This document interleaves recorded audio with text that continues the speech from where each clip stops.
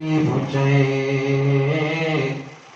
मथा दिल विधूं कान्हे वीर थो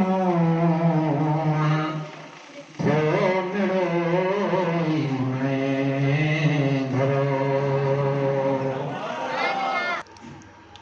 बिस्मिल्लाहिर्रहमानिर्रहीम। मां आहियां अवां जो ख़ातिम मौला में थेबो बिनी जहान जे सरदार सोणे आका मोहम्मद मुस्तफ़ा सल्लल्लाहु अलैहि वसल्लम जी आमद जे ख़ुशीअ में कोटड़ी मंद कपी जे तौहीद मस्जिद में पेश इमाम सैयद अहमद शाह जी मेज़बानीअ हेठि आलीशान प्रोग्राम मुनक़द कयो वियो। प्रोग्राम जी शुरूआत कारी हाफ़िज़ अब्दुल गनी खोसो क़ुर शरीफ़ जे तलाव सां कई ऐं महबूब जो बयान पिणु कयो।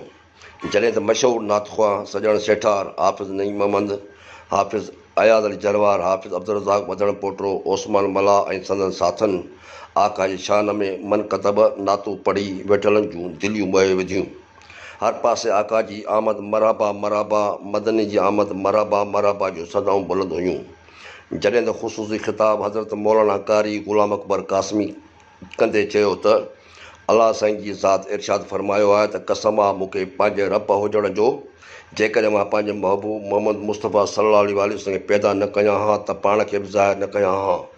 उन खां अॻु प्रोग्राम जी मेज़बानी कंदड़ सैयद अहमद शाह आयल महिमाननि जो आदरबाह करे शुक्रियो अदा कयो। आख़िर में लंगर खारायो जॾहिं त मस्जिद खे सायनि झंडनि ऐं रंग बिरंगी पतनि सां सिंगारियो पिणु वियो हो।